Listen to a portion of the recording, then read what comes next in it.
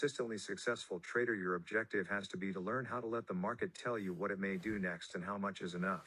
This is extremely difficult when you consider there is absolutely no relationship between what the market may do next and your personal belief system on what it means to lose, what it means to be wrong, greed, fear founded in a belief there will never be enough, and revenge. I can anticipate a lot of readers saying to themselves, I can understand the loss, being wrong, and greed issues, but where does revenge come into this? This can best be illustrated by going back to the gambling game example. In a gambling game, you can only lose what you decide to risk. You bet the money and it's difficult not to accept the responsibility for any losses. As a trader, however, you could easily lose far more than you intended to risk, based on your inability to perceive the possible or your inability to execute a trade to get out of your position, or a combination of both.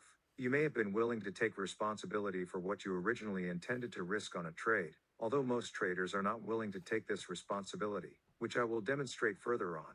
However, it might not be so easy to take responsibility for losing more than what you intended to risk. This is where the revenge factor comes into play. If you don't take responsibility for what you lost, then who or what can you blame? The markets, of course. The markets took your money. If the markets took from you more than you originally intended to risk, then you will likely feel compelled to get it back. For example, is a 10-tick profit enough in the trade you are currently in if you lost 20 in the last trade? The market may be giving the objective observer a very clear indication that where the price is now is all that is left in the move, and the highest probability for success is to take profits now. If you lost 20 ticks in the last trade and you only intended to risk 5 and the market is now offering you 10, are you going to take it? If you believe in getting back, 10 won't be enough regardless of what the market is doing or telling you. You will need at least 15 and preferably 20 to make you whole. Your last trade obviously has nothing to do with the potential that exists in the market at any given moment. When you feel compelled to get back, it puts you in an adversary relationship with the market. The market becomes your opponent. It is you against it, instead of being in harmony with it. The market can't take anything away from you that you don't allow. If you lost money or lost more than you intended to risk, you gave your money to other traders. Ultimately, however, revenge creates an adversary relationship with yourself. If you're the one who gives your money to the market, you are also the one who gives yourself money out of the market. If you are angry with yourself for letting the last trade get so out of hand, whatever the market is offering you now in terms of an opportunity won't be enough. From a psychological perspective, you won't take the opportunity for a profit or otherwise because you haven't accepted the last trade as being all right. In effect, you will be denying yourself the current or next opportunity to punish yourself for the past mistake. In reality, you can't get back at the market, and a belief in revenge only allows you to get back at yourself. There is a direct correlation between your ability to let the market tell you what it is likely to do next and the degree to which you have released yourself from the negative effects of any beliefs about losing, being wrong, and revenge on the markets. Not being aware of this relationship, most traders will continue to observe the market from a contaminated perspective until they either make the association through trial and error or become aware of this relationship through a book such as this. In any case, by the time those who figure it out do so, they have usually subjected themselves to so much psychological damage that it adds a much more difficult dimension to the process of becoming successful. This is the principal reason why this book had to address the areas of personal transformation in such depth. You need to know if there is any damage, how to identify it, and most important, how to release yourself from it. Chapter 6. The market is an unstructured environment. Unlike structured social activities that have defined beginnings and endings and rigid rules to guide your behavior, the market environment is more like a river constantly flowing, with no beginning or ending, with almost no structure. Once you jump in the river, it can change directions at any moment. It may have been flowing north when you jumped in. However, without any notice, it can start flowing south. It's unstructured to the point where you make up all your own rules to play by, with a great deal of latitude to do so. You will have to decide if and when you're going to jump in and with how much force. If you are already in, you have the option of increasing the force you apply at any time or of decreasing it. There are no rules preventing you from jumping out at any moment to change your intended direction to flow with the market, or you can jump out and stay out, and the market just keeps on flowing. In an unstructured and unlimited environment, it is essential that you establish rules to guide your behavior. You will need to create definition and give yourself direction. Otherwise, you will feel overwhelmed with too many possibilities. Without these rules, one of the most likely possibilities is that you will create devastating losses for yourself. The big psychological problem here is, if you make up and have to play by your own rules, You also have to take total and complete responsibility for your actions as well as the outcome of your actions. The degree to which you do assume responsibility is the same degree to which you can't shift it to the market and be its victim. The typical trader will do most anything to avoid creating definition and rules because he does not want to take responsibility for the results of his trading. If he knows exactly what he is going to do and under what conditions, then he would have something by which to measure his performance, thus making himself accountable to himself.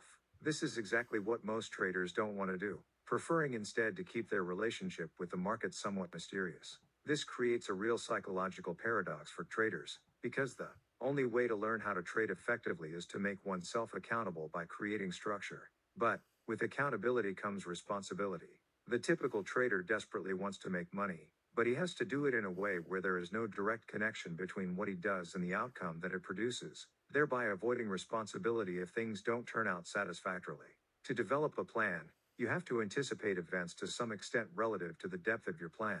When you plan your trades in advance, you are putting your vision of the future and creative abilities on the line, so to speak, and making yourself accountable to yourself. Your plan either works or it doesn't. You either have the ability to execute your plan or you don't. In any case, it is your plan and your ability to follow it and, therefore, it is difficult to shift responsibility and lay the blame somewhere else if things don't work out. Now, when a trader doesn't understand market behavior well enough to know what he is going to do and under what market conditions he is going to do it, but if at the same time, he is very attracted to the action and the opportunities he knows exist, and if he is also impatient with the learning process, his impatience and attraction will make him feel compelled to do something, even if he doesn't know what he should do. How do you think the typical trader will resolve this dilemma? He will play follow the leader, rationalizing that everybody else is doing something and, furthermore, all these people waving their hands and screaming can't be as afraid and unknowing as himself, so they must know what they are doing, or at least they know more than him. If he does what they do, or better yet, identifies the most successful trader and does what that trader does, then he too can make money. This type of rationale creates a herd mentality, extremely prevalent on the floor of the exchanges, where most everyone is looking for direction, assuming everyone else must know something they don't, otherwise why would they be doing anything? In a group, this collective mentality is very volatile, where one key trader can start an endless series of chain reactions where everyone mirrors everyone else, all assuming that the other guy must have some rational reason for doing what he is doing. In fact, I wouldn't even describe what goes on down on the trading floor as follow the leader. It is actually better described as follow the follower, because most traders don't know what the leader is doing or who the leader may be at any given moment. Therefore, the group's behavior is like these endless waves of back and forth movement, where the traders closest to the leaders being those who know exactly what they want to do and why they want to do it, will have the first opportunity to get on the bandwagon at the best price, and those next closest have diminished opportunities, and so on down the line until you get to the least skilled trader, who doesn't have much of a chance at all. When there is no leadership in the market, the prices usually drift back and forth in a small range until someone who knows what he is doing comes into the market. If the prices have made any significant move during or at the end of the trading day, all the crowd followers get together to find any reason or rationale that might explain the market's behavior and put it into some understandable context. Basically, what they come up with is a consensus reason for the market's behavior that day. However, the leaders, those traders who take responsibility for their trades and know exactly why they did what they did, do not feel compelled to talk to anyone and usually don't. The typical crowd follower feels compelled to find reasons outside of himself because these reasons don't exist inside of himself, and he doesn't want to think he is irrational and acts randomly. For the crowd follower, trading this way serves many functions. It keeps his relationship with the market mysterious. If he makes money, he must have done something right. If he loses money, he can blame the market, which is obviously very acceptable behavior among traders. Since so many of them lose money, he can blame the market, which is obviously very acceptable behavior among traders, since so many of them do it. The rational or logical explanation for the individual's part in the collective behavior will be decided on later, after the fact, by the consensus opinion of the group. This way he can maintain an illusion of being rational and responsible, and whatever happened to him also happened to a lot of other traders, so at least he knows he is not alone, which then creates a sense of comradeship among competitors. Outside of the world of trading, most people think that traders are rugged individualists, associating them with the characteristics of the entrepreneurial types, like being decisive and persevering. Most outside people would be shocked to learn that except for a small minority of successful traders, the rest fall into a group that, at any given moment, have no idea about what they are going to do next or know why they are even doing what they are doing. If you ask them to tell you specifically how they make money or lose money, they couldn't tell you. In addition, as a group, traders, except for the leaders, are indecisive and impatient to an extreme. It isn't too difficult to determine why, if you consider that under normal conditions, the frame of mind of the average trader is one notch away from unrestrained terror. Getting organized and creating structure is one obvious solution to the many psychological problems the typical trader heaps on himself. But that would also force him to cross that psychological boundary line into the realm of accountability and responsibility. Besides the outright refusal to plan trades, most traders go to great lengths to put as much psychological distance as possible between what they do and the outcome of their actions. I know many traders who can do extremely good market analysis on their own but still seek opinions of other traders on what to do and then take those trades instead of their own, simply because they don't want to take responsibility if the trade doesn't work out. And, more often than not, sticking with their own analysis would have produced far better results. There are many floor traders who trade hundreds of contracts a day, and although they have to record each trade on a trading card, they will not keep an accurate account of their net trading position, claiming they get too busy or that they added wrong. At the end of the day, they count their cards with intense anxiety, hoping or praying to whatever unseen forces that they are flat, not carrying a net long or short position. Obviously, if they were that concerned, the simple solution to their problem would be to trade only at a volume level where they can always keep track of where they are at, and if they lose track, to stop trading until they get a correct count.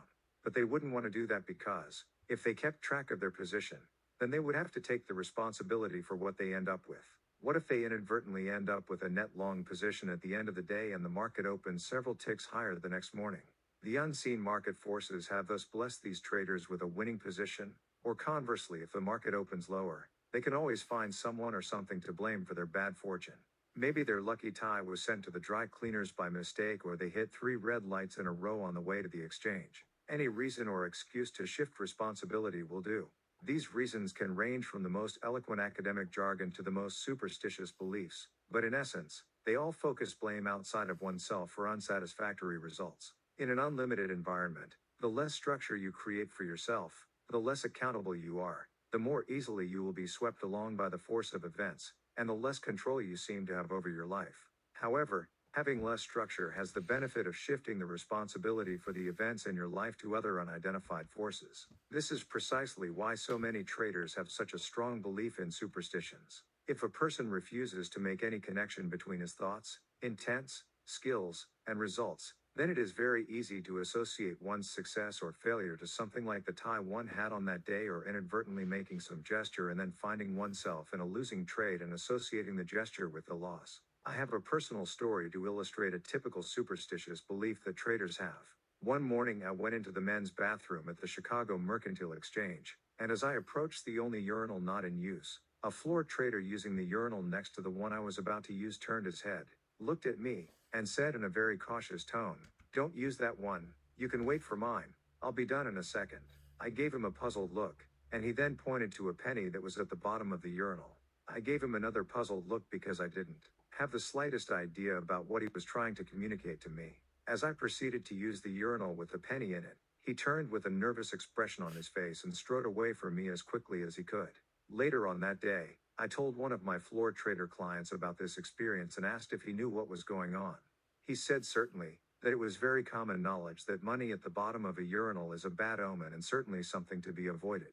After I thought about it for a moment, I wondered what would happen if I went through the entire exchange and put pennies in all the urinals. This story illustrates how the typical trader is caught in a psychological trap of refusing to plan and create structure for his trading activity, so that he can avoid taking responsibility for his results. And by doing so, he is subjecting himself to being tossed around by the whims of the crowd, at the mercy of his own unrestrained impulses, finding himself in winning and losing positions, not knowing why or what to do next. This trap is extremely negative because it creates a potentially damaging psychological condition I call random winning and random losing.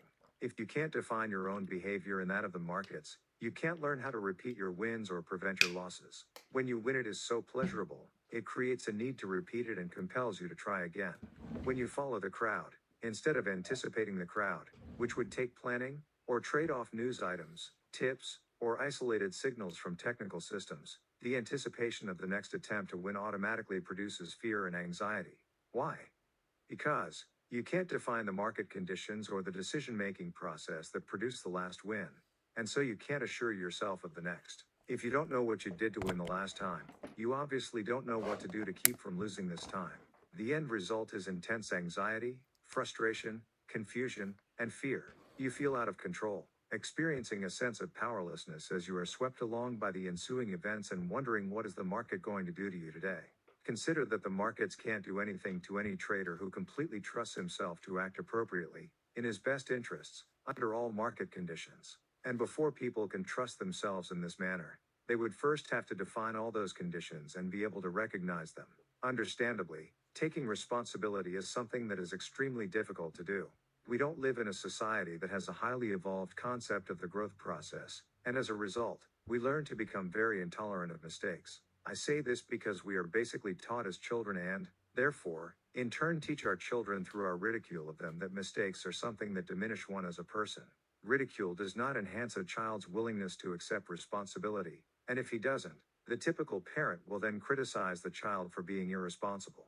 Taking responsibility is a function of self-acceptance. You can measure this degree of self-acceptance by how positively or negatively you think of yourself when you make what you perceive as a mistake. The more negatively you think of yourself, the greater your tendency to avoid taking responsibility, so you can avoid the pain of your harsh thoughts, thus generating a fear of making mistakes. However, the greater the degree of self-acceptance you have for yourself, the more positive your thoughts will be and the greater the degree of insight you will be able to extract from an experience, instead of generating fear. The more self-accepting you are, the easier it is to learn because you are not trying to avoid certain information.